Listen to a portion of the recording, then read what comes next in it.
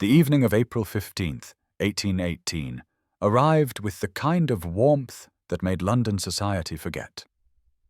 However briefly, the damp chill that had lingered through early spring, and the Duchess of Somerset's ballroom glowed with hundreds of candles whose light caught on jewels and silk and the flushed faces of those fortunate enough to receive invitations to the season's most anticipated event.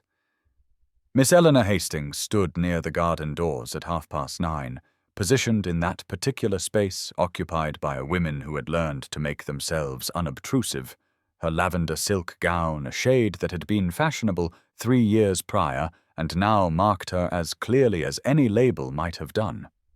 She had not wished to attend, but her mother's anxious insistence and her sister Catherine's cheerful bullying had prevailed, and so here she stood, 27 years old and invisible, watching the dancers with the careful expression of mild interest she had perfected over countless similar evenings. The ballroom was a riot of colour and movement, young ladies in whites and pastels twirling past her like a garden in motion, their laughter bright and careless,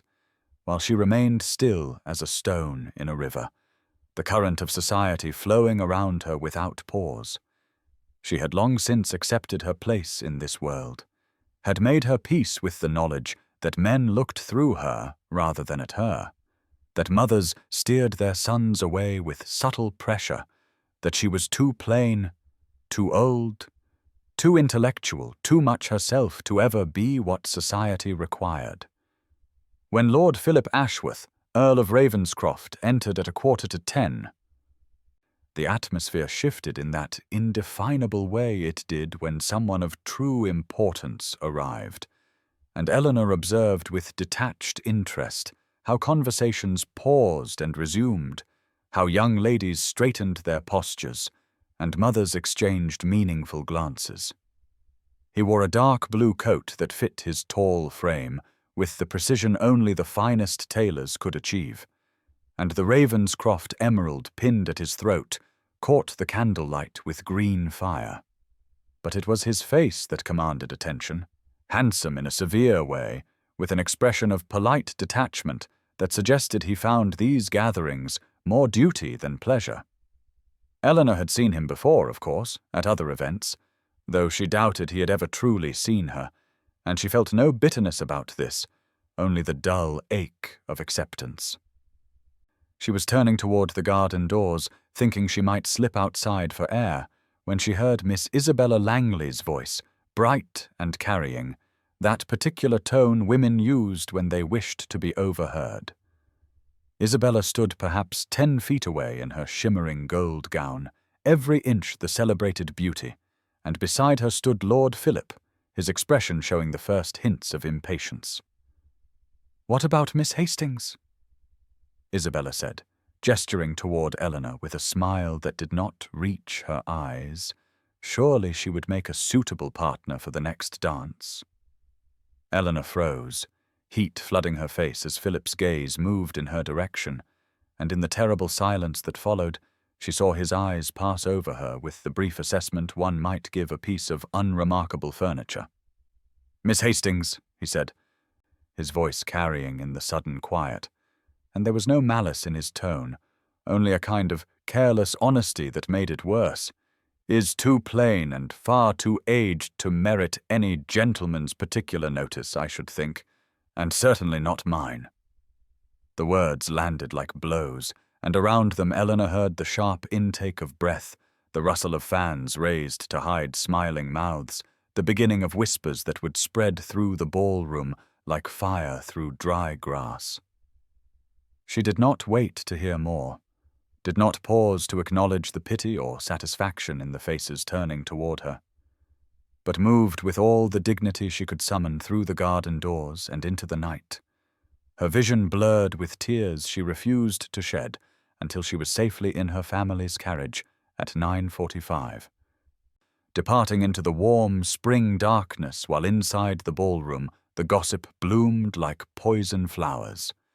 Now please take a moment and subscribe to our channel and comment where you are watching from and what time is it. It is always fascinating to see where these stories get all around the world. Thank you. The morning of April 16th, 1818, arrived with pale sunlight that filtered through the curtains of Eleanor's modest bedroom at 8 o'clock, finding her still in her nightgown, with eyes reddened from tears she had finally allowed herself to shed in the privacy of darkness. And she sat now at the small writing desk near the window, surrounded by the books that had been her faithful companions through years of social invisibility, though they offered little comfort against the fresh wound of public humiliation. She had not slept, not truly, only drifted through restless hours where Lord Philip's words repeated with cruel clarity, too plain and far too aged to merit any gentleman's particular notice,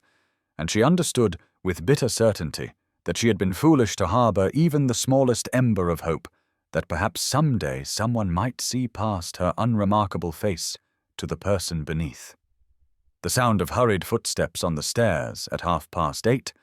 announced her sister's arrival before Catherine swept into the room without knocking, still wearing her morning dress of pale yellow and bringing with her the scent of rosewater and the particular energy of one bearing significant news.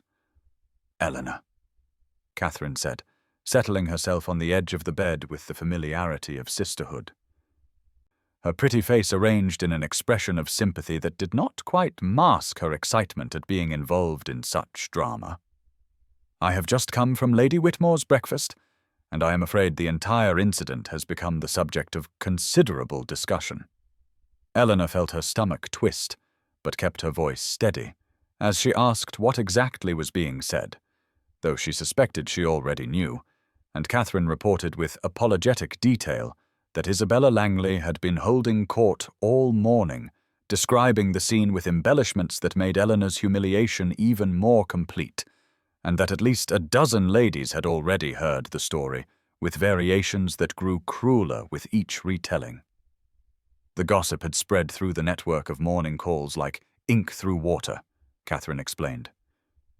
And several mothers had apparently expressed satisfaction that their own daughters' prospects were improved by Eleanor's very public dismissal, while others had clucked their tongues and agreed that Miss Hastings really should have had better sense than to remain in society at her age when it was clear no respectable gentleman would have her. Eleanor listened with a composure she did not feel, her hands clasped tightly in her lap to stop their trembling. And when Catherine finally fell silent, she said quietly that she would not be attending any further social events this season, that she had quite finished with balls and parties and the whole exhausting pretense of hoping for what would never come. Her mother appeared in the doorway then, Mrs. Margaret Hastings with her anxious expression and her widow's cap slightly askew. Worried less about Eleanor's pain than about what this scandal might mean for the family's already precarious social standing, but Eleanor held firm to her decision with a dignity that surprised them both. She would devote herself to her charitable work at the hospital and the lending library, she announced, and to her correspondence with Mr. James Colborne regarding the essays they had been collaborating on for the literary journal, and she would be perfectly content with a life of usefulness and intellectual pursuit, rather than continuing to subject herself to society's casual cruelty. And though her voice remained steady as she spoke these words, both Catherine and her mother could see the grief beneath her resolution, the death of dreams she had tried so hard not to nurture. The afternoon of April 16th, 1818, brought with it the beginning of rain that pattered against the windows of Lord Philip Ashworth's study at 2 o'clock, where he sat surrounded by dark wood panelling and scattered papers related to his various estates, expecting Lord Thomas Sinclair for their scheduled meeting about some property matters in Derbyshire. And when Thomas arrived precisely on time, his expression carried something beyond their usual business discussions, a gravity that made Philip set down his pen with immediate attention. Thomas settled into the leather chair across from the desk and declined the offer of brandy before asking without preamble if Philip recalled making any remarks about Miss Eleanor Hastings at the Duchess of Somerset's ball the previous evening, and Philip felt a flicker of unease, though he could not immediately place the name or remember any specific comment, his recollection of the entire tedious event already blurred by the fatigue that had prompted him to leave early. Thomas proceeded to relate with uncomfortable detail how Isabella Langley had manoeuvred Philip into a public assessment of Miss Hastings, how his careless words about the lady being too plain and aged had been overheard not only by the subject herself, but by at least a dozen other guests, and how the comment had spread through morning calls and was now the primary topic of gossip among the ton, with Miss Hastings having fled the ball in humiliation and reportedly refusing to appear in society again. Philip felt shame settle in his chest like a stone as Thomas described Eleanor Hastings in terms that made Philip's thoughtless cruelty all the more inexcusable, explaining that she was a woman of considerable intelligence and learning who devoted much of her time to charitable work at hospitals and lending libraries, that she corresponded with some of the finest minds in London on matters of literature and philosophy,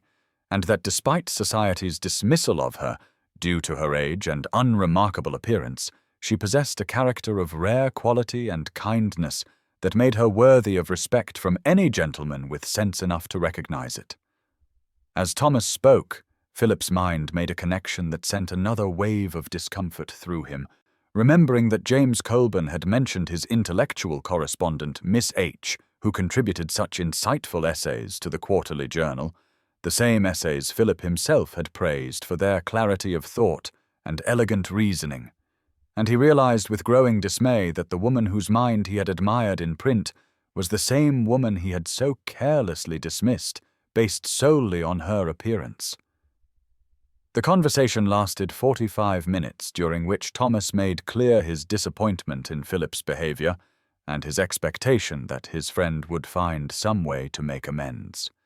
And when Thomas finally departed, Philip sat alone in his study, listening to the rain intensify outside, while examining the pile of correspondence on his desk that included, he now noticed, the latest essay submission from Eleanor Hastings. Her handwriting precise and confident, her ideas challenging conventional wisdom about the education of women,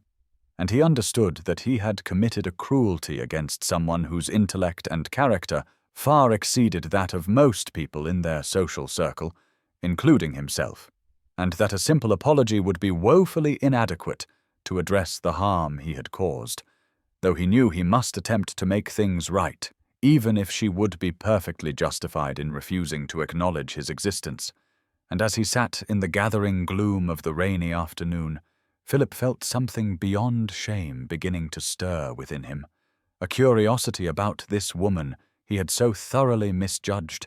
and a determination not only to apologize, but to understand how he had become the sort of man who could wound another person so thoughtlessly.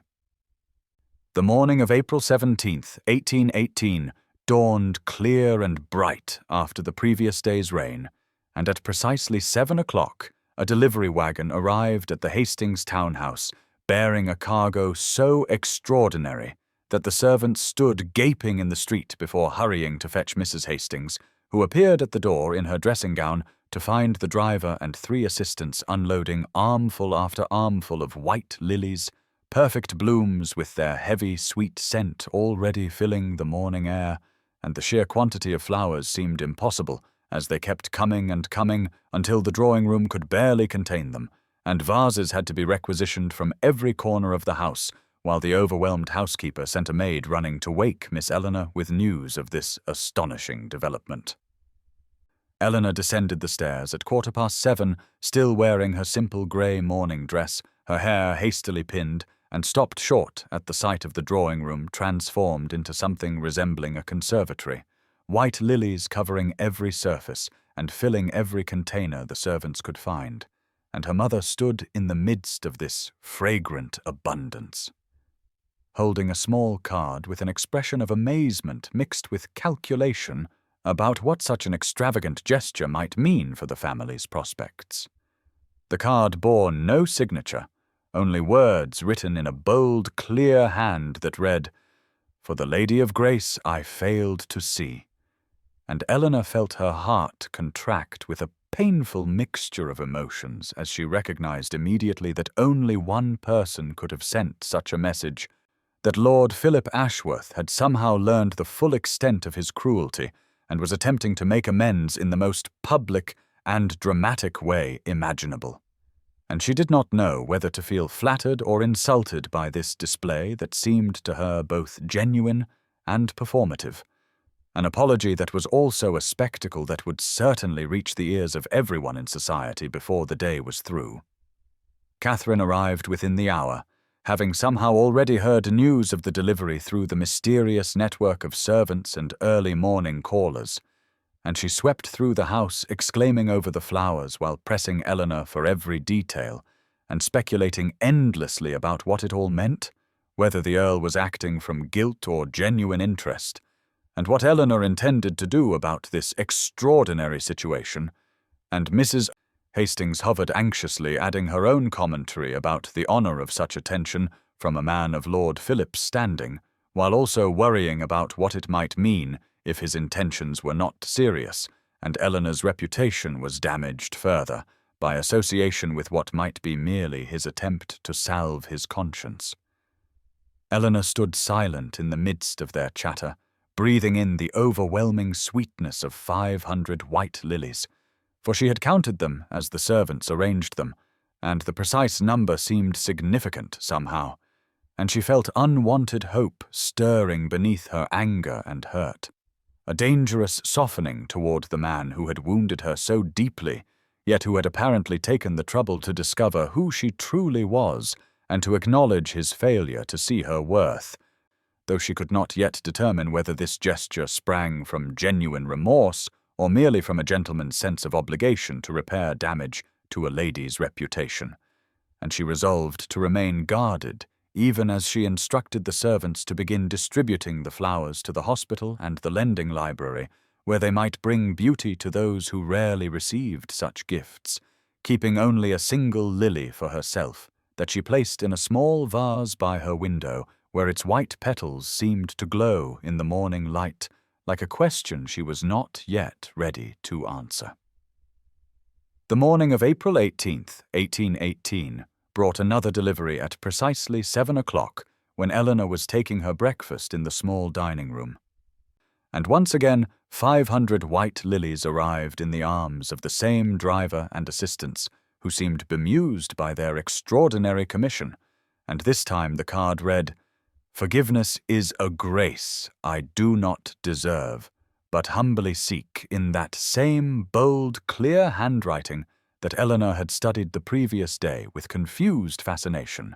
and Mrs. Hastings threw up her hands in bewilderment while simultaneously calculating the expense of such a gesture and what it might signify about Lord Philip's intentions, for no man spent such sums merely to assuage guilt.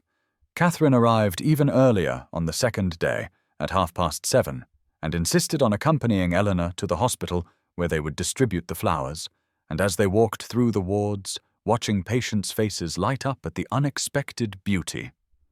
Catherine pressed her sister about whether Eleanor intended to acknowledge these extraordinary deliveries or simply allow Lord Philip to continue this one-sided campaign indefinitely,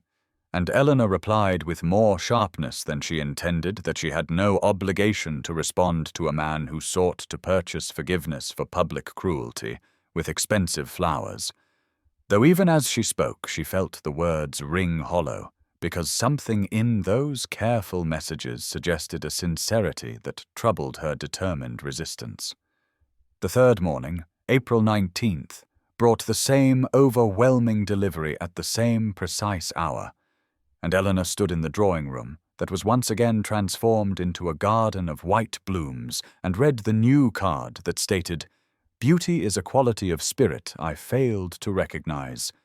and she felt something shift within her chest, because these words suggested that Lord Philip had taken the time to understand not just what he had done, but why his casual judgment had been so deeply wrong, and she found herself wondering what manner of man would persist in this fashion when she had given him no encouragement whatsoever, and whether his persistence sprang from aristocratic determination to have his apology accepted, or from something more genuine that she was afraid to consider.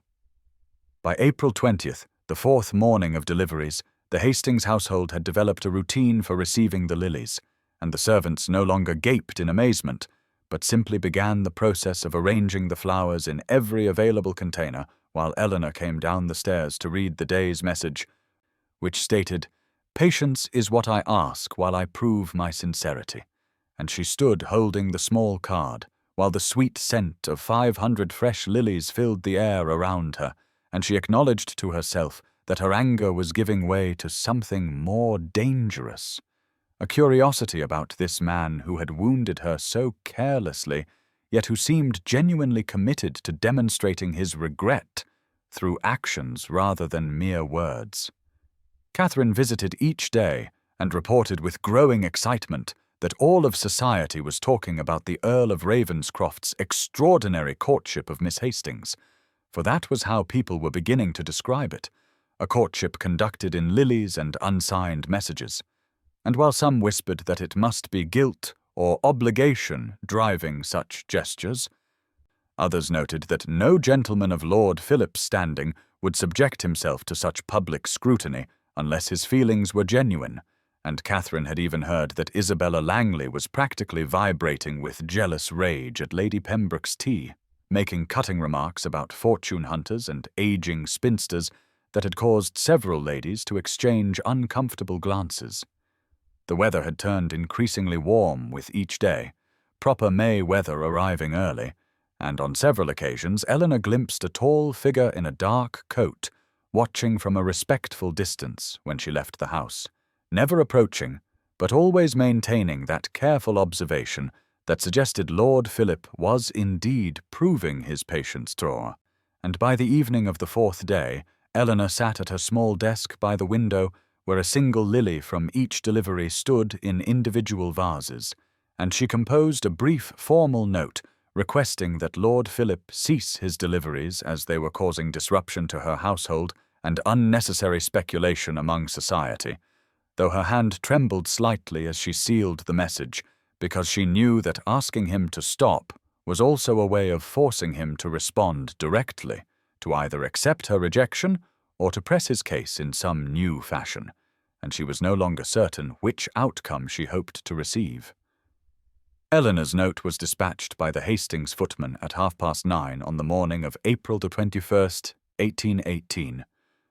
and she spent the next hours attempting to occupy herself with her usual pursuits while being unable to concentrate on anything for more than a few minutes at a time,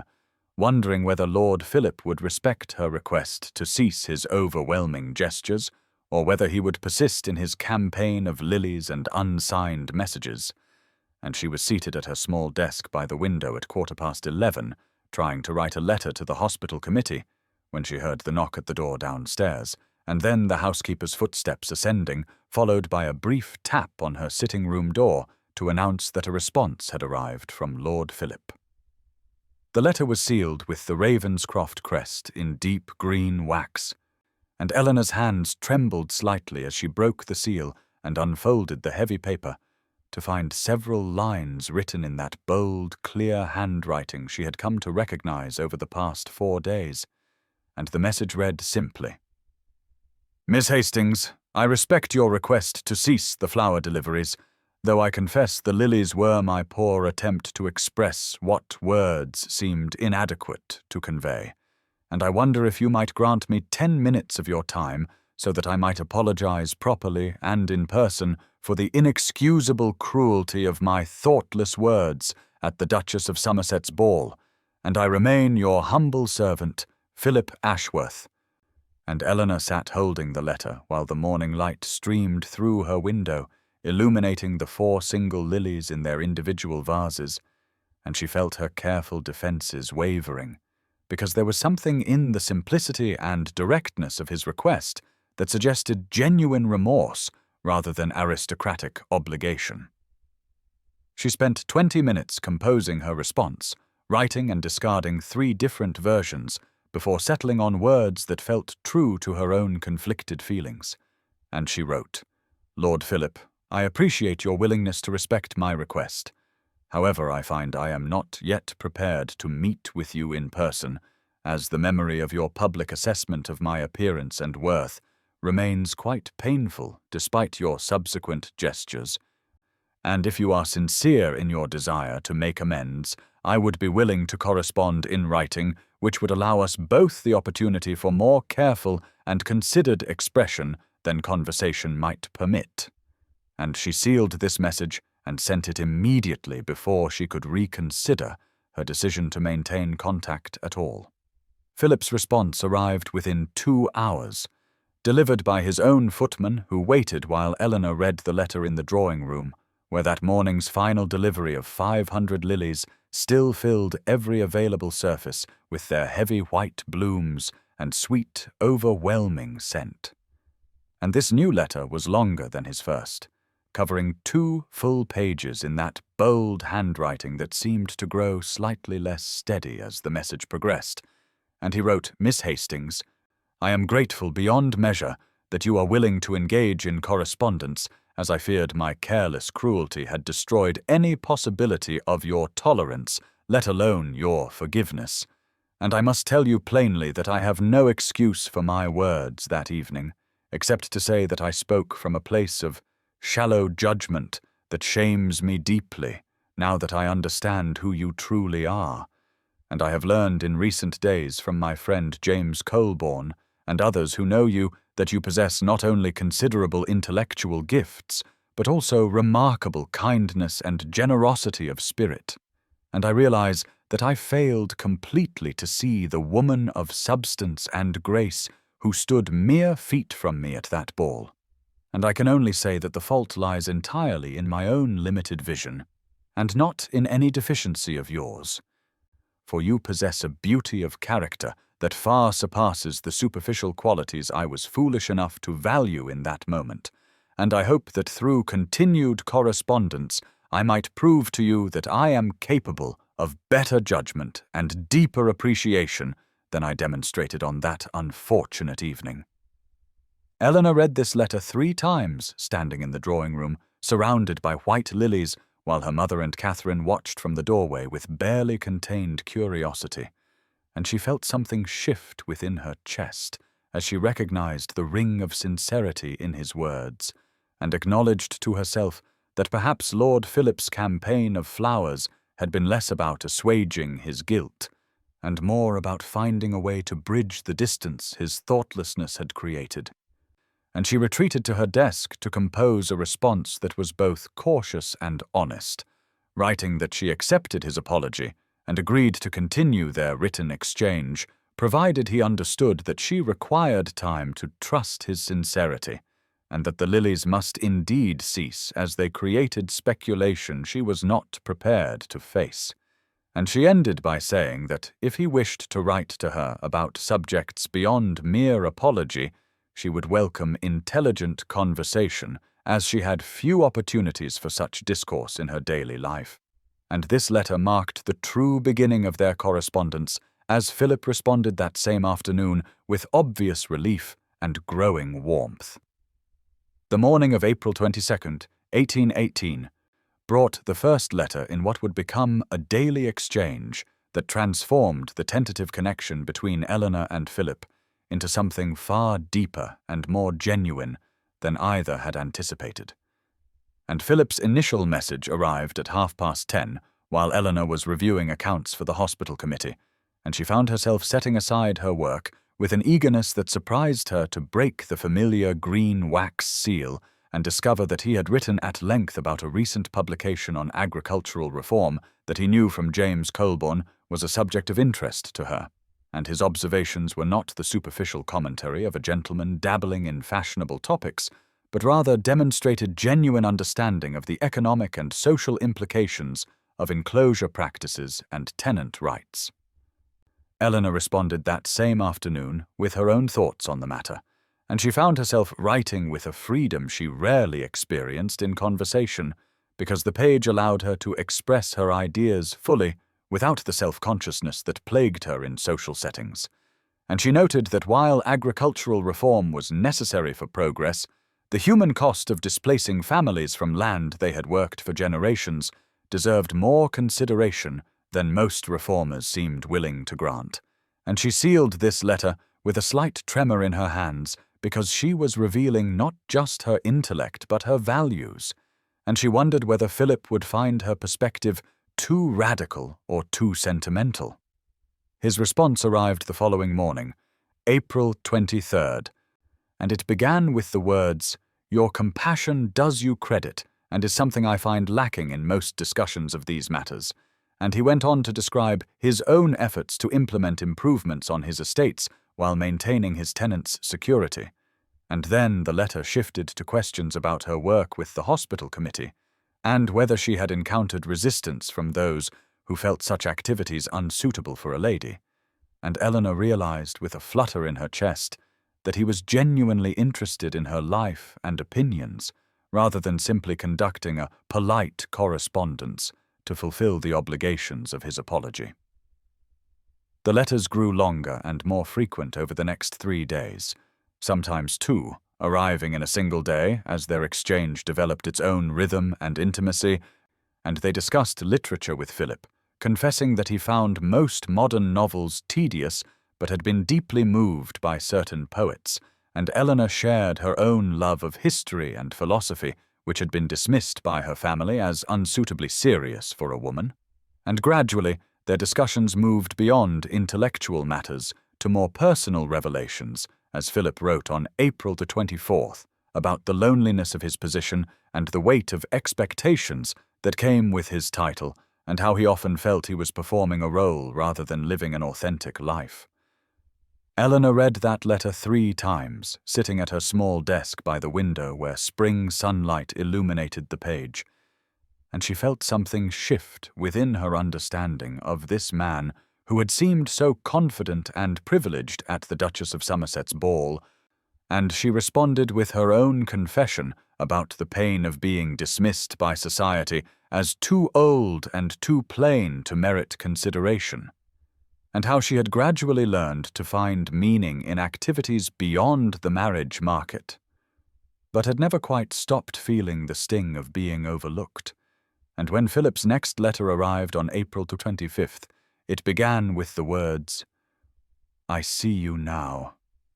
Eleanor and I am ashamed that I was ever so blind." And the use of her Christian name sent warmth flooding through her chest, even as she noted that he had not requested permission for such familiarity, though she found she did not mind this small presumption. Catherine visited daily and noticed the growing stack of letters on Eleanor's desk tied with a blue ribbon,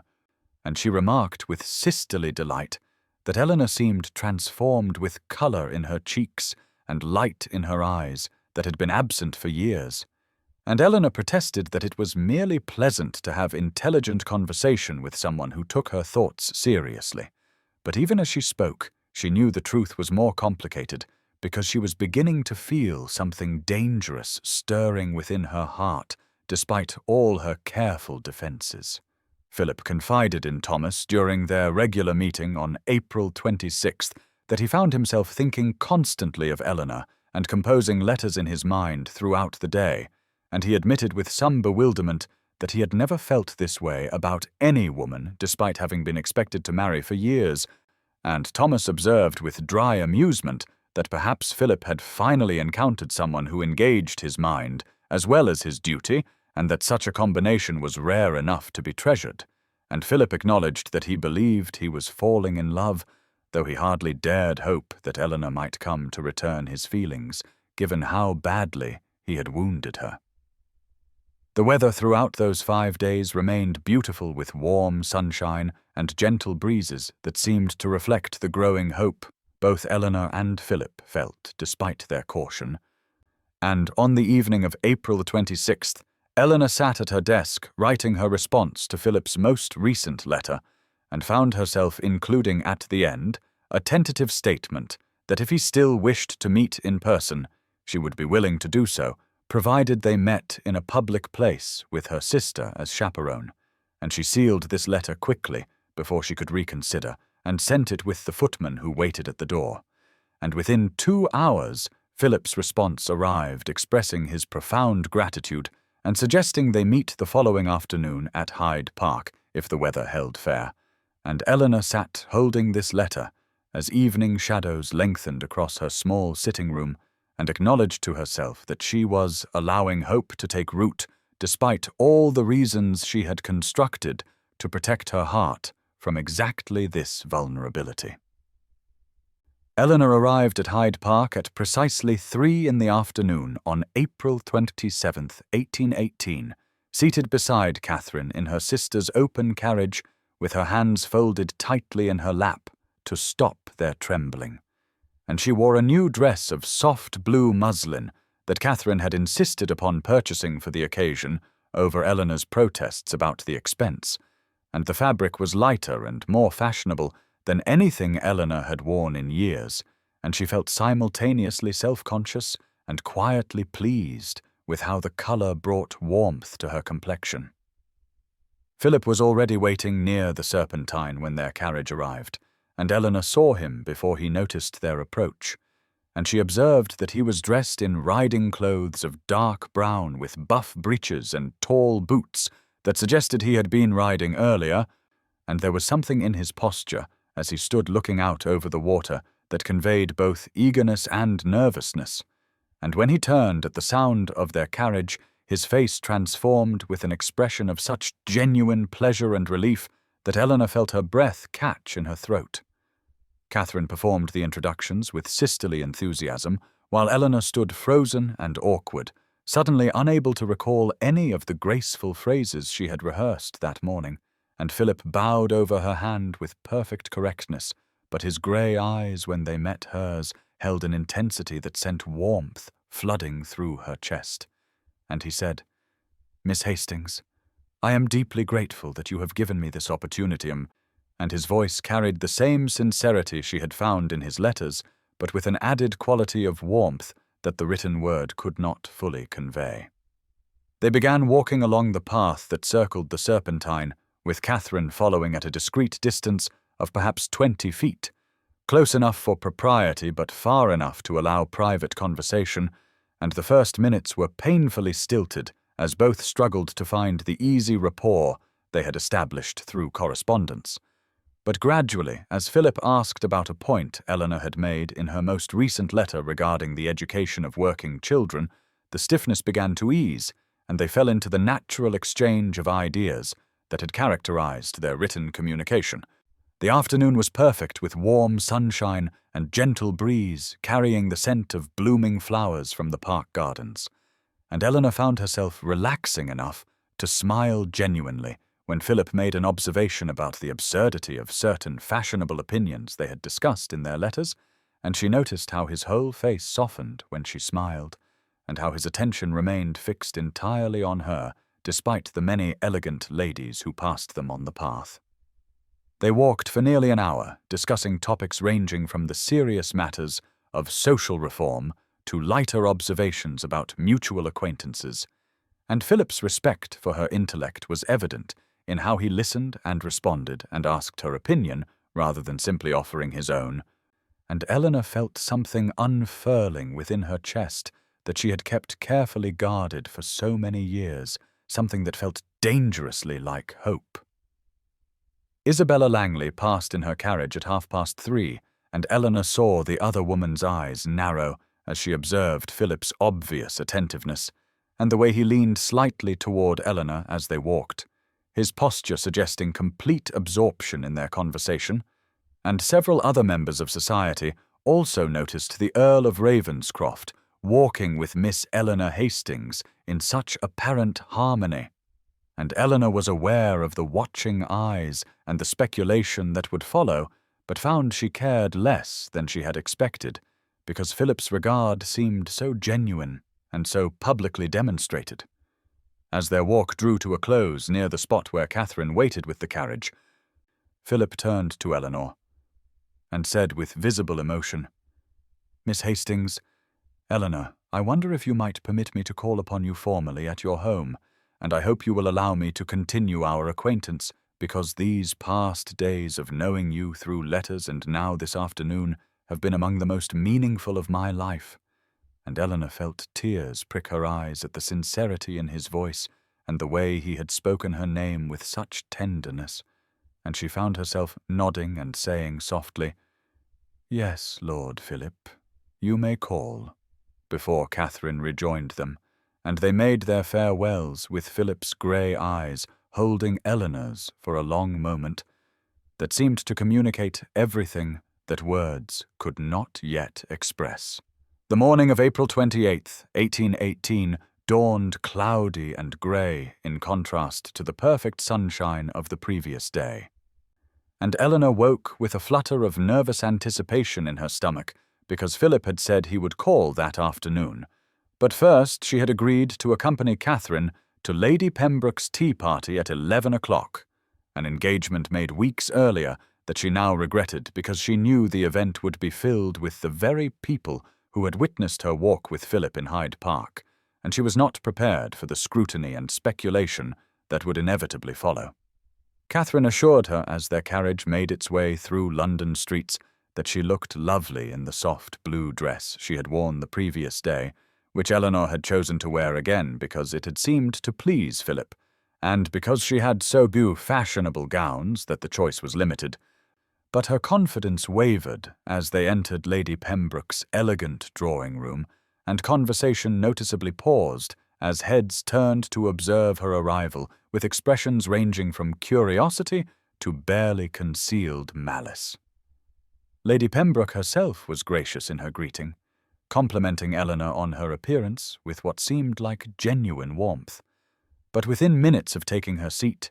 Eleanor became aware of whispered conversations happening just loudly enough for her to overhear, and she caught fragments about the Earl of Ravenscroft and his surprising attentions to poor Miss Hastings, and speculation about what could possibly account for such an unlikely connection.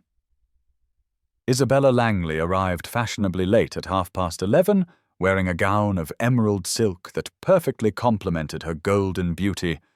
and she made her way directly to the group of young matrons surrounding Eleanor with a smile that did not reach her cold blue eyes, and she said in a voice of false sweetness how perfectly delightful it was that dear Miss Hastings had finally attracted some masculine attention after so many years on the shelf,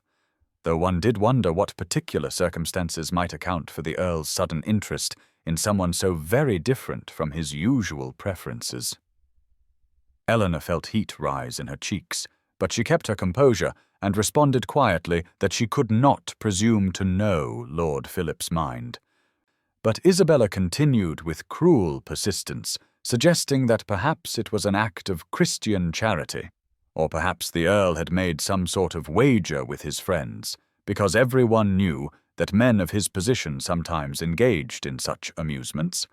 and several ladies gasped at this scandalous insinuation, while others leaned forward with avid interest. Catherine intervened sharply, saying that Isabella's suggestions were both inappropriate and baseless, but the damage was done because Eleanor could see the speculation in the eyes of every woman present, and she felt the fragile hope she had been nurturing begin to crack under the weight of society's disbelief that someone like Philip could genuinely care for someone like her.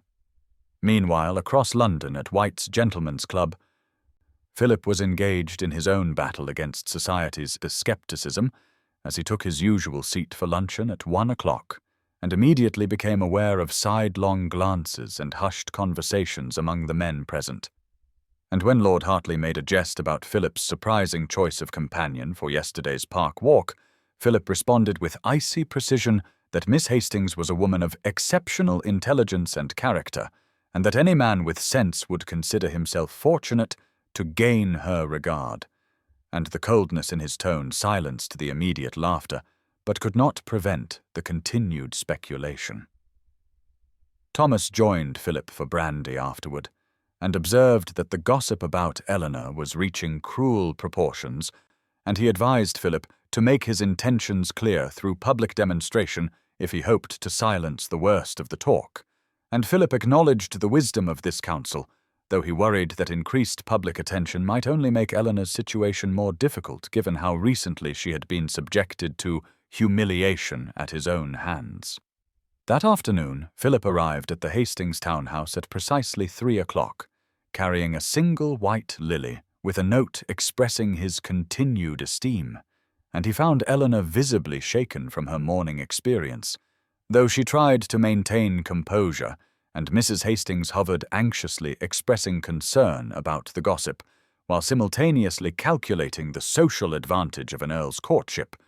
and Eleanor wore her emotions closer to the surface than she had during their park meeting, her brown eyes holding shadows of doubt that had not been there yesterday. Eleanor sat at her small writing desk by the window in the fading light of late afternoon on April 30th, 1818, and composed a note to Philip with hands that trembled slightly as she formed each careful word. And she wrote that while she was grateful for his attentions and valued the connection they had formed through their correspondence, she believed it would be best if they ceased their acquaintance because the scrutiny and speculation had become too painful, and she could not continue to subject herself to society's cruel doubts about his motives. And she sealed the letter with wax before she could reconsider, and sent it with a footman at 5:30 with instructions for immediate delivery to the Earl's residence. Philip received Eleanor's note at 5:45 while he was dressing for dinner at his club, and he read it once, and then again with growing alarm as he understood that Isabella's poisonous insinuation about a wager had reached Eleanor and damaged the fragile trust he had been so carefully building, and he immediately abandoned his dinner plans and called for his carriage, and arrived at the Hastings townhouse at precisely 7 o'clock in the evening, just as rain began to fall in heavy drops that matched the urgency of his emotion. Mrs. Hastings answered his urgent knock herself, because the butler was occupied elsewhere, and she looked startled to see the Earl standing on her doorstep, dishevelled and intense with rain beginning to dampen his dark coat, and Philip said without preamble that he must speak with Miss Hastings immediately on a matter of utmost importance, and Mrs. Hastings hesitated only a moment before admitting him to the drawing-room, where Eleanor sat in an evening dress of pale grey silk, because she had been preparing for a quiet family dinner, and her eyes widened in shock when Philip entered the room with her mother and Catherine following behind in various states of surprise. Philip bowed curtly to the assembled ladies, but his grey eyes fixed on Eleanor with desperate intensity as he said, "Miss Hastings, Eleanor, I received your note, and I have come immediately because I cannot allow you to end our acquaintance based on the malicious speculation of people who know nothing of what is between us." And Mrs. Hastings made a small sound of alarm at his familiar use of Eleanor's given name, while Catherine looked between them with fascinated concern, and Eleanor stood frozen by the fireplace with her hands clasped tightly together as she struggled to maintain her composure. Mrs. Hastings said perhaps they should discuss this at a more appropriate time, but Philip said with barely controlled emotion that there would be no more appropriate time, because every hour that Eleanor doubted his sincerity was an hour of unnecessary pain, and he asked if he might speak with Eleanor privately, but Mrs. Hastings refused this breach of propriety until Catherine gently touched her mother's arm and suggested they might wait just outside in the hallway, where they could adequately chaperone while allowing the Earl and Eleanor to speak more freely, and after a moment of maternal anxiety, Mrs. Hastings agreed, and the two women withdrew, though Eleanor was painfully aware they would hear every word spoken. The moment they were relatively alone, Philip moved closer to Eleanor, though he maintained proper distance and said with raw honesty, "There is no wager. There is no act of charity. There is no obligation driving my attentions, and I am sorry that society's cruelty has made you doubt what I had hoped my letters and my actions had demonstrated," and Eleanor felt tears prick her eyes as she whispered that she wanted to believe him, but she had spent 27 years being invisible and dismissed, and she could not understand why someone like him would choose someone like her when he could have anyone. And Philip's expression softened with such tenderness that her breath caught as he said quietly, "I choose you because in all my 32 years I have never met anyone whose mind engaged mine so completely, whose character demonstrated such genuine grace, whose spirit showed such strength in the face of unjust dismissal. And I choose you because knowing you has made me understand that I have been as blind as the rest of society in valuing surface over substance."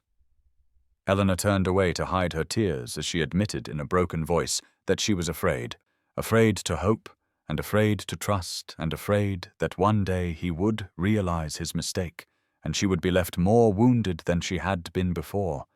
And Philip said with passionate conviction that he understood her fear, but asked her to trust not his words, but his actions over time, and he said that he did not care what society thought or whispered, because the only opinion that mattered to him was hers.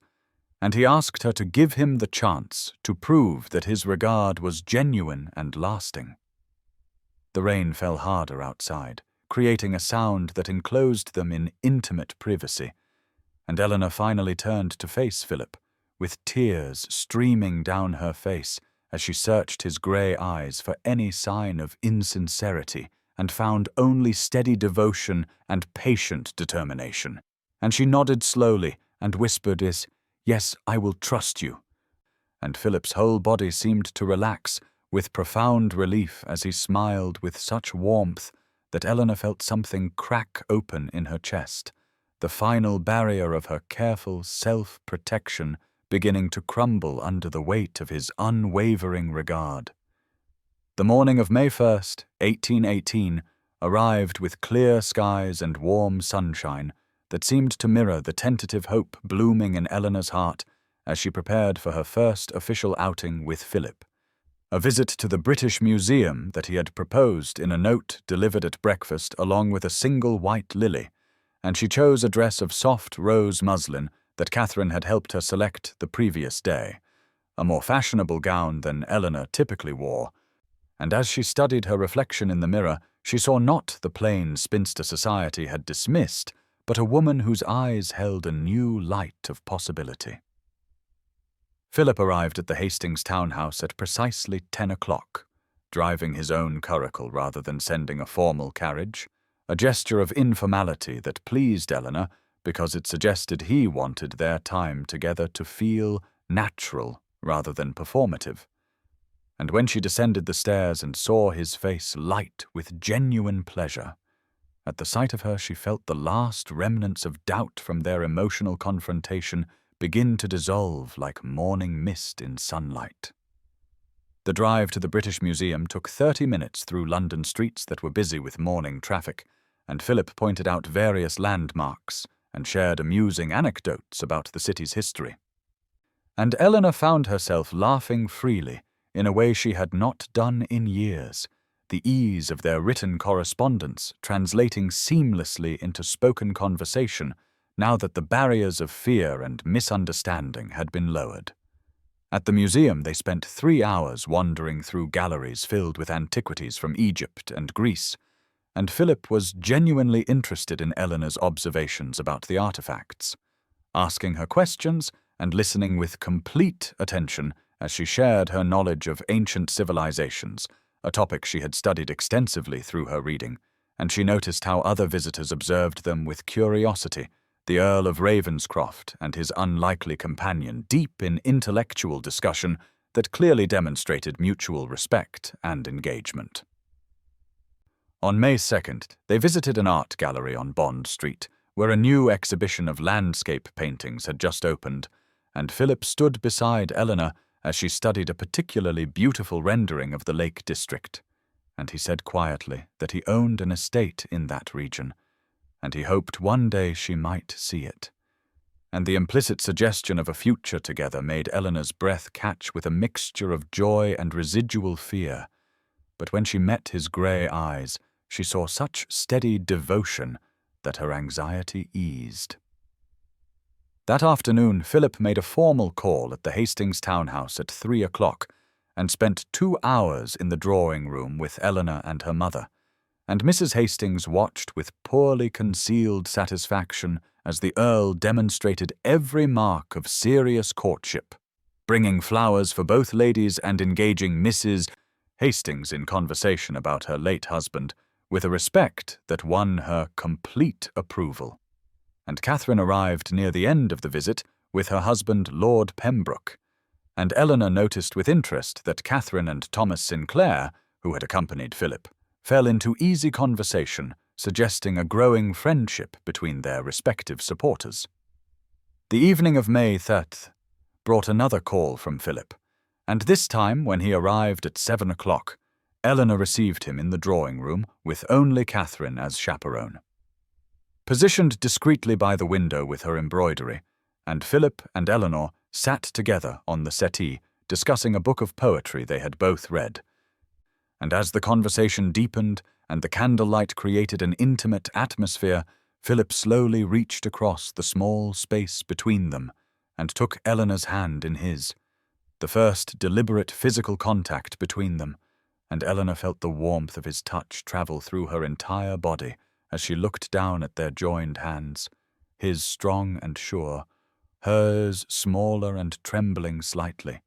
And when she raised her eyes to his face, she saw such tender protectiveness in his expression that she understood with sudden clarity that this was real. His regard was genuine, and she was not foolish to hope. On the afternoon of May 4th, 1818, Eleanor attended a garden party at the home of the Duchess of Somerset, the same hostess whose ball had been the site of Philip's original cruel dismissal 19 days earlier. And Eleanor had hesitated to accept the invitation, but Philip had encouraged her to face society together rather than allow fear to dictate her choices. And so she arrived at 3 o'clock, wearing a new dress of primrose yellow muslin that Catherine had insisted brought out the warmth in her brown eyes, and Philip met her at the entrance to the gardens with such evident pleasure that several nearby guests observed the exchange with fascinated interest.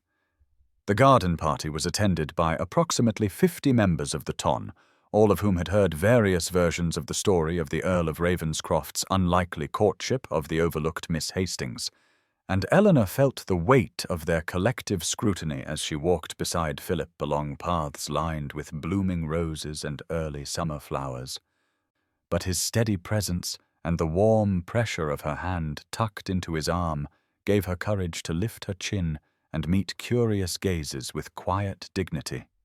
Isabella Langley arrived at 3:15, wearing a gown of emerald silk that matched her calculating eyes, and she positioned herself near the fountain at the center of the garden, where she held court among a group of young ladies and gentlemen who hung on her every word. And Eleanor noticed how Isabella's gaze followed her and Philip with barely concealed malice as they moved through the party greeting other guests and engaging in polite conversation. Philip introduced Eleanor to several of his acquaintances with such evident pride and regard that Eleanor felt her confidence growing, and she found herself actually enjoying the intellectual discussions that arose about art and literature and current events, topics on which her extensive reading allowed her to contribute thoughtfully. And she noticed how people's expressions shifted from skeptical curiosity to genuine interest, as they heard her speak, as if they were seeing her clearly for the first time, just as Philip had learned to do. At 4 o'clock, the guests gathered near a raised terrace where the Duchess had arranged for a string quartet to perform, and Philip secured seats for himself and Eleanor in the second row with an excellent view of the musicians. And as the music began, he leaned close to murmur observations about the composition that demonstrated his own considerable knowledge of musical theory. And Eleanor felt a rush of warmth at this continued evidence of their intellectual compatibility and his desire to share these moments of beauty with her. But Isabella had been watching and waiting for her opportunity, and during the interval between pieces, she approached Eleanor with a smile that did not reach her cold eyes, and she said in a voice pitched to carry to nearby listeners that she simply must compliment Miss Hastings on her remarkable good fortune in capturing the Earl's attention, and there was something in her tone that made several people turn to listen as Isabella continued with false sweetness, that it was quite extraordinary, really, almost unprecedented, and Eleanor felt her stomach tighten with apprehension as she recognized the prelude to a verbal attack. Philip had stepped away briefly to speak with Thomas Sinclair, and Isabella had clearly timed her approach for this moment of vulnerability, and she said with a little laugh that society was absolutely fascinated by this romance, and everyone was speculating about what could have inspired such a dramatic change in the Earl's usual preferences. And one particularly amusing theory suggested that perhaps there had been some sort of wager or dare involved, a test of whether even the Earl's considerable charm could transform a confirmed spinster into a blushing bride. And the cruelty beneath the pretty words landed like physical blows that left Eleanor breathless with hurt and humiliation. Eleanor stood frozen as several nearby guests gasped at Isabella's audacity, while others leaned forward with eager interest in how this drama would unfold. And she felt the familiar shame rising up to choke her, all her old certainties about her unworthiness flooding back with crushing force, and she was preparing to make some excuse and flee, when Philip's voice cut through the terrible moment with the sharp clarity of steel. And he said,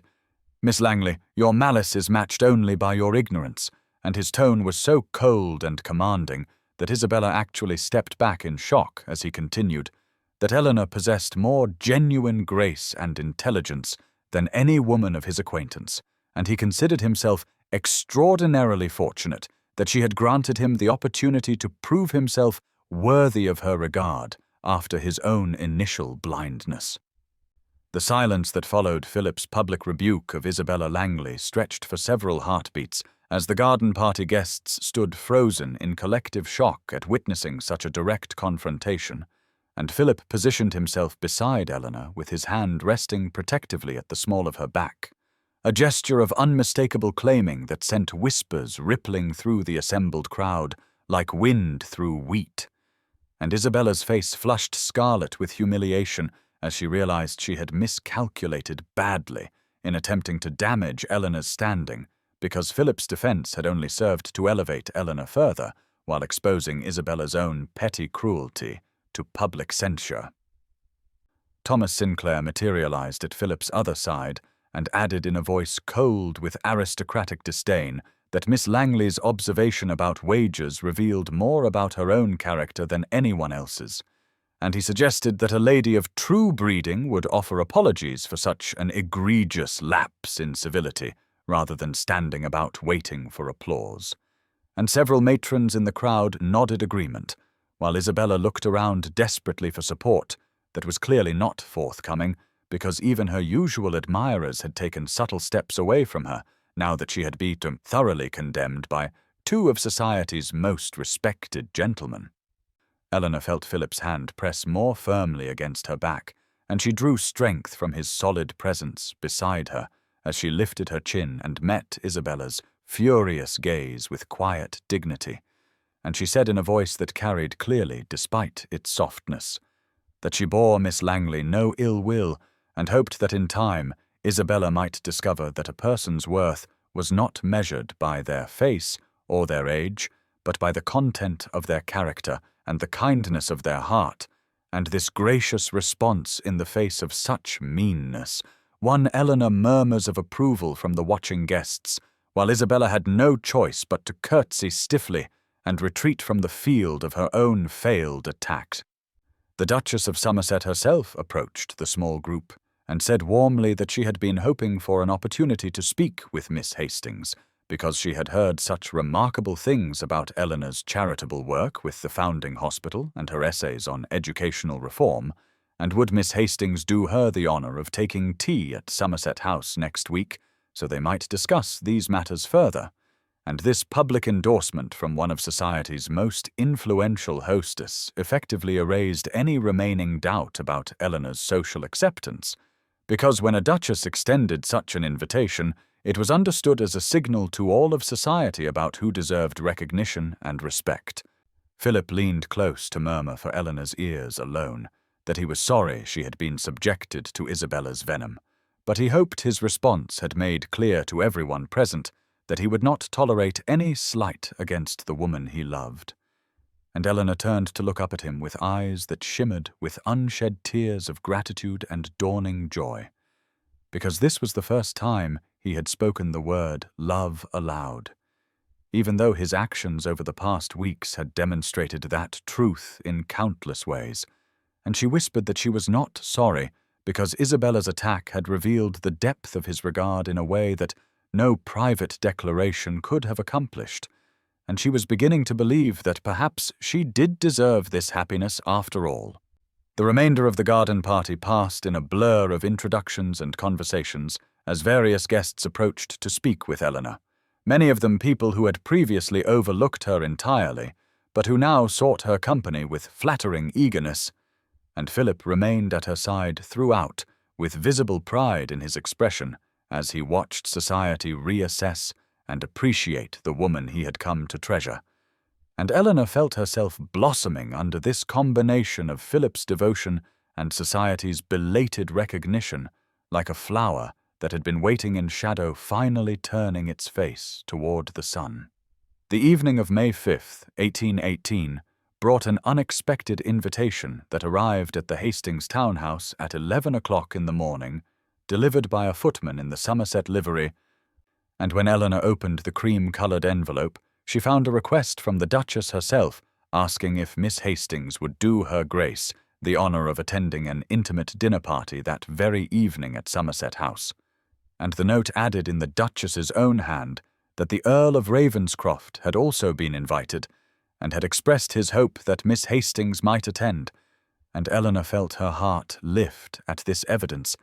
that Philip wished to continue presenting her to society's most influential members despite Isabella Langley's attempt to poison their regard just the day before at the garden party. Catherine arrived at noon to help Eleanor select an appropriate gown for such an important occasion, and they finally decided on a dress of pale rose silk with delicate embroidery at the bodice that had been delivered just 2 days earlier from the modiste Catherine had recommended, and as Eleanor dressed that evening, with her mother fussing over every detail of her hair and jewellery, she allowed herself to acknowledge how profoundly her life had transformed in the 3 weeks since that terrible night at the Somerset ball, when Philip's careless words had seemed to confirm every cruel judgment society had ever made about her worth or lack thereof. Philip arrived at the Hastings townhouse at 6:30 to escort Eleanor to the dinner in his own carriage, a mark of particular attention that made Mrs. Hastings flutter with anxious pleasure. And when Eleanor descended the stairs and saw Philip's expression as he watched her approach, she felt beautiful for perhaps the first time in her life, because his grey eyes held such warmth and admiration that she could not doubt the sincerity of his regard. The journey to Somerset House took only 15 minutes through the evening traffic of Mayfair, and Philip spent the time preparing Eleanor for the other guests she would meet, explaining that the Duchess preferred small gatherings of no more than 12 people, where genuine conversation could flourish rather than the superficial exchanges that characterized larger entertainments. And he added quietly that he had taken the liberty of mentioning to Her Grace that Eleanor had written several essays on educational reform that had impressed him greatly, and the Duchess had expressed keen interest in discussing those ideas. And Eleanor felt a rush of gratitude for how Philip consistently found ways to showcase her intellectual accomplishments rather than allowing her to be judged solely on the physical attributes society deemed her lacking.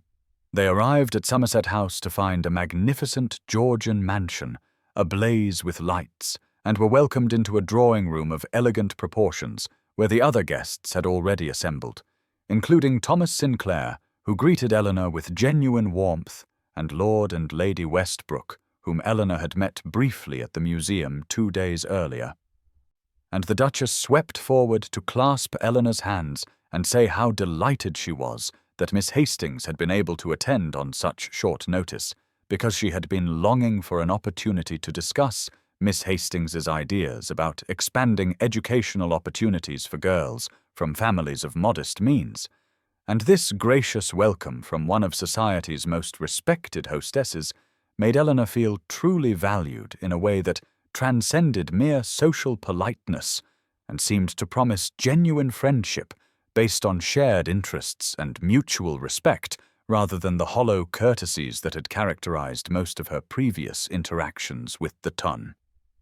The dinner at Somerset House proved to be an evening of intellectual stimulation and genuine warmth that exceeded Eleanor's most hopeful expectations, as the Duchess guided conversation with the skill of a conductor leading an orchestra, ensuring that each guest had opportunity to contribute their particular expertise, while weaving these various threads into a coherent tapestry of ideas that ranged from classical philosophy to modern agricultural improvements to the urgent question of how England might better educate its citizens, regardless of their station or sex.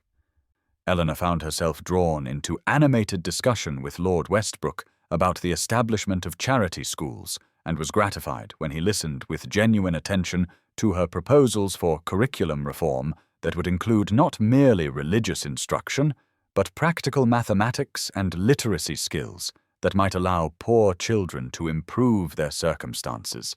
And the Duchess interjected to say that she had been thinking along similar lines, and wondered if Miss Hastings might be willing to collaborate on a proposal to present to several influential patronesses who controlled funds that could be directed toward such educational experiments. Throughout the meal, Philip watched Eleanor with undisguised pride as she demonstrated the depth of her knowledge and the thoughtfulness of her opinions. And Thomas leaned close at one point to murmur that he had never seen his friend so thoroughly besotted, and it was quite remarkable to witness the transformation in both Philip and Miss Hastings, who seemed to bloom under the combination of intellectual engagement and genuine appreciation for her insights, rather than the dismissive tolerance she had previously experienced in social settings. Lady Westbrook asked Eleanor about her charitable work at the Foundling Hospital and expressed interest in joining her on a future visit, because she had been seeking meaningful occupation beyond the endless round of morning calls and shopping expeditions that filled most ladies' days. And this offer of friendship from a woman of unimpeachable social standing meant more to Eleanor than she could adequately express, because it suggested that perhaps her acceptance into society's inner circles was becoming real and permanent rather than merely a temporary phenomenon dependent entirely on Philip's continued favor. After dinner, the ladies withdrew to the drawing-room for tea, while the gentlemen remained at table for port and cigars, and the Duchess took the opportunity to speak privately with Eleanor, saying that she had observed the growing attachment between Miss Hastings and Lord Ravenscroft with great interest and approval, because she had known Philip since he was a boy and had never seen him demonstrate such focused attention toward any lady, and she believed Eleanor would be an excellent influence on him by engaging his considerable intellect in matters of substance rather than allowing him to drift through life, performing his duties without genuine passion or purpose. The Duchess added more quietly that she was aware of the gossip that had circulated after the unfortunate incident at her ball 3 weeks earlier,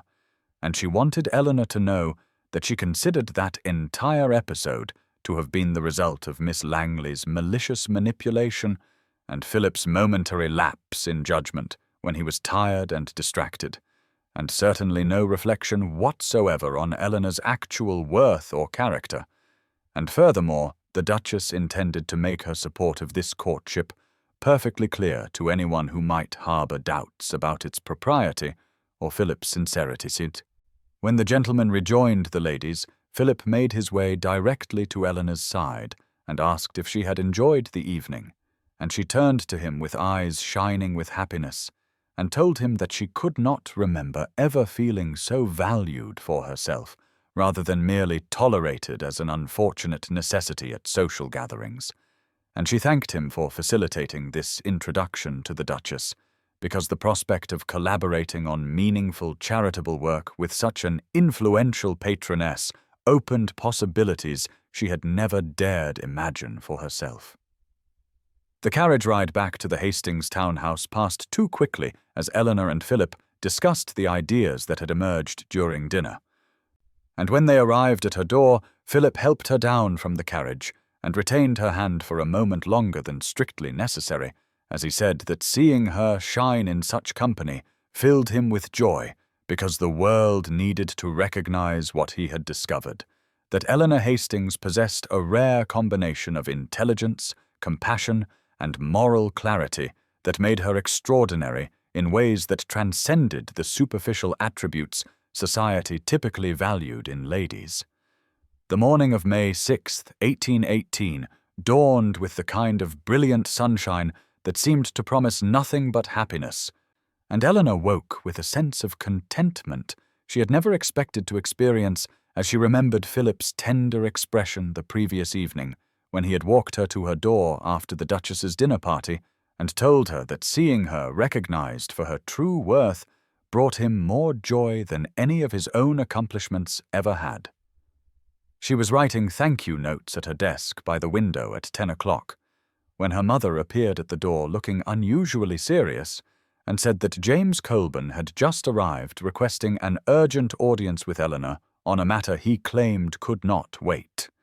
And Eleanor felt a flutter of unease because James was typically the most patient and measured of men and would never interrupt her morning in this manner without significant cause. James entered her sitting room with his usually cheerful countenance clouded by obvious distress, and after Eleanor's mother reluctantly withdrew to give them privacy, James produced a folded piece of paper from his coat pocket, and said that what he was about to show her had been circulating in several gentlemen's clubs since the previous evening, and he felt she must be made aware of it immediately, despite the pain it would cause, because she deserved to make informed decisions about Lord Ravenscroft's true character. Eleanor's hands trembled as she unfolded the paper to find a satirical cartoon drawn in the crude but effective style that made such images devastating weapons of social destruction, depicting a tall figure clearly meant to represent Philip based on the exaggerated rendering of his aristocratic features and the prominent Ravenscroft emerald pin, presenting an enormous bouquet of lilies to a hunched female figure with exaggerated plain features and a visible calendar showing the number 27, while in the background other figures counted coins, and one speech bubble read, 500 lilies for the aged spinster, what odds shall we lay on 3 months? And another replied,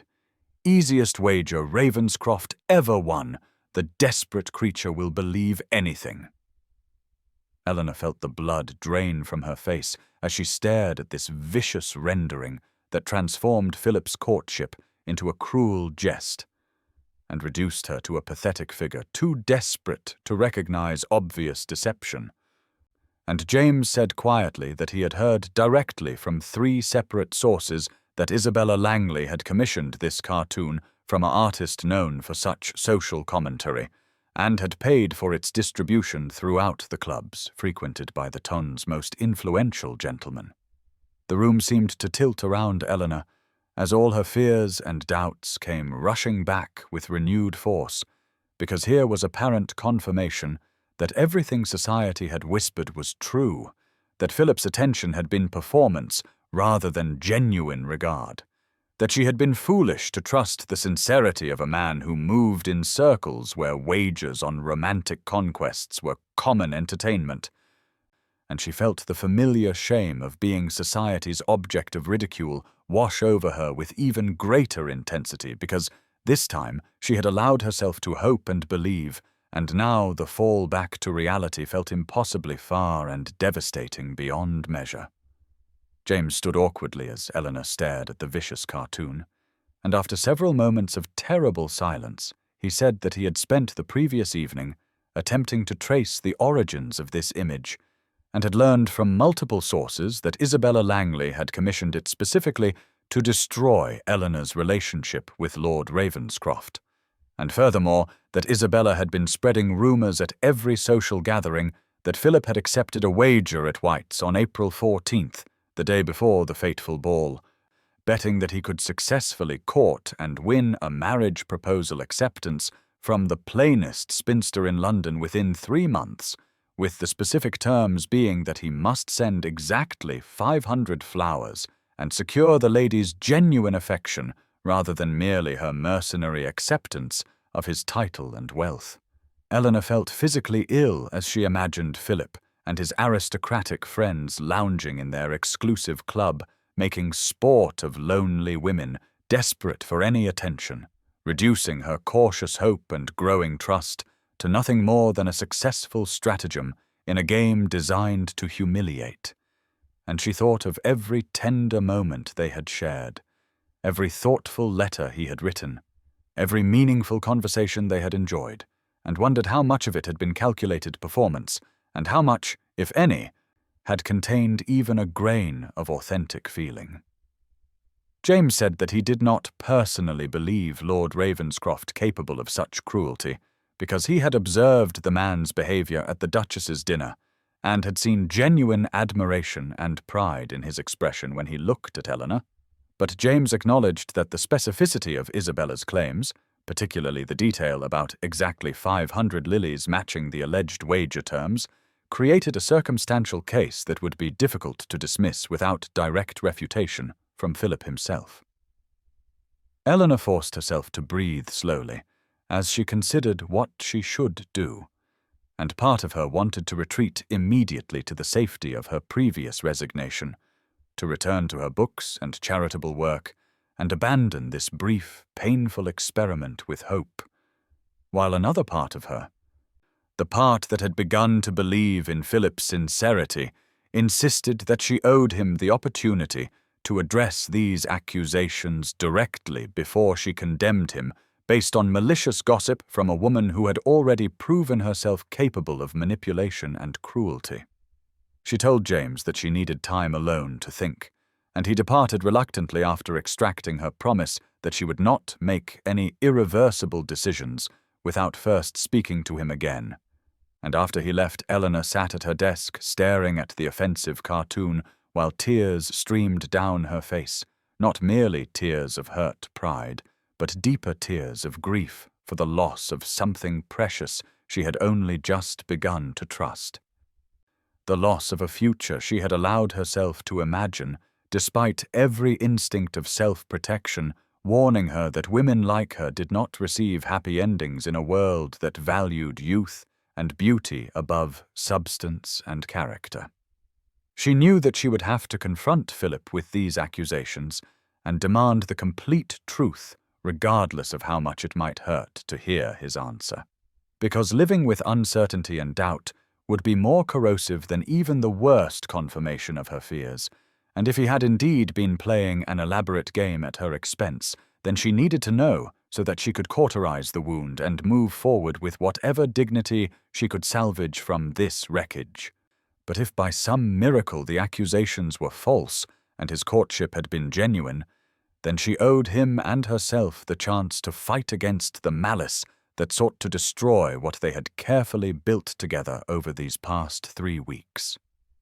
Eleanor waited until the afternoon of May the 6th, when she knew Philip would be visiting his solicitor on business matters, before she sent a note to his residence requesting that he call upon her at 6 o'clock that evening on a matter of urgent importance, and she spent the intervening hours in a state of careful composure, rehearsing in her mind how she would present the accusations and what questions she needed answered,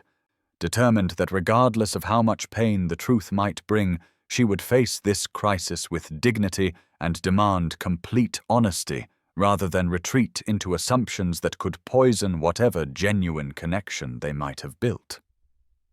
Philip arrived at precisely 6 o'clock, looking concerned and slightly apprehensive, because the formal tone of her note had been so different from the warm correspondence they had been exchanging. And when Eleanor's mother showed him into the drawing-room where Eleanor waited alone, having insisted that this conversation required privacy despite her mother's protests about propriety, he immediately asked if something had happened to distress her, because he could see tension in every line of her posture. Eleanor gestured for him to sit, and then, without preamble, produced the vicious cartoon from where she had kept it hidden in her writing desk, placing it on the small table between them, and watching his face carefully as he looked down at the crude image that had transformed his courtship into cruel jest, and she saw genuine shock and then mounting anger darken his expression as he stared at the offensive drawing. She told him in a voice she worked hard to keep steady that this cartoon had been circulating through the gentlemen's clubs since the previous evening, that Isabella Langley had commissioned and distributed it, and that accompanying the image were detailed rumours about a wager made at White's on April 14th, wherein he had allegedly bet he could win the affections of the plainest spinster in London within 3 months using exactly 500 flowers, and she watched his face grow pale and then flush with fury as she recounted these accusations. Philip looked up from the cartoon with an expression of such genuine horror and outrage that Eleanor felt the first stirring of relief even before he spoke, and he said in a voice tight with controlled anger that every word of these accusations was a complete fabrication. That he had been at his estate in Ravenscroft on April 14th, dealing with urgent matters related to spring planting, and had not returned to London until the morning of April 15th, that he had never made any wager regarding her or any other woman, and that the 500 lilies had been chosen simply because the florist had told him that number would fill her drawing-room, and he had wanted his apology to be impossible to ignore or dismiss. Eleanor felt tears spring to her eyes as she heard the ring of absolute truth in his words, and saw the pain in his expression that she had been forced to endure such vicious slander.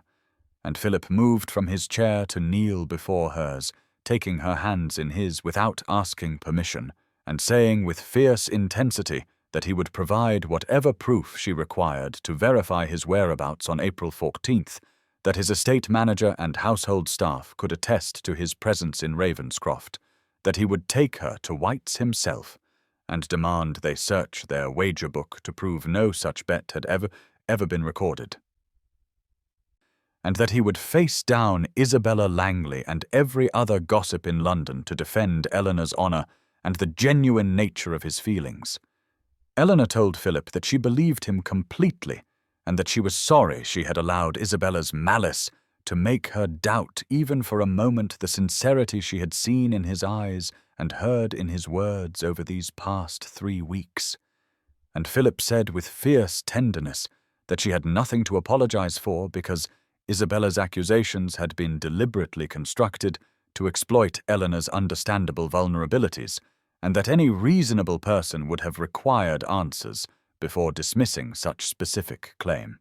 He remained kneeling before her chair and said that he wanted to address these lies publicly and definitively, so that no shadow of doubt could linger to poison what they were building together. And he proposed that they should attend the Marchioness of Pemberton's ball the following evening, which he knew would be the largest social gathering of the week, and therefore the perfect venue to confront the gossip directly and demonstrate to all of London society that he was courting Eleanor not from obligation or cruel sport, but from genuine admiration and increasingly deep affection. Eleanor felt a flutter of anxiety at the thought of deliberately walking into a ballroom filled with people who had been discussing that vicious cartoon and speculating about whether she was the pathetic dupe of an elaborate wager. But she also recognized that Philip was offering her something precious, the chance to face down the cruelty together rather than allowing it to fester in whispered corners while they pretended it did not exist. She agreed to attend the ball with him, and Philip brought her hands to his lips in a gesture of gratitude that sent warmth flooding through her chest, and he said that before they faced society together, he would spend the following day gathering irrefutable evidence of his whereabouts on April 14th and securing written statements from his estate manager and staff that would prove beyond any doubt that he had been in Ravenscroft rather than at White's, making despicable wagers. After Philip departed, promising to call for her at 8 o'clock the following evening, Eleanor sat alone in the drawing-room, feeling emotionally exhausted, but also strangely strengthened by the knowledge that Philip had not flinched from the ugliness that Isabella had created, but instead had immediately moved to protect both Eleanor's reputation and the integrity of their courtship.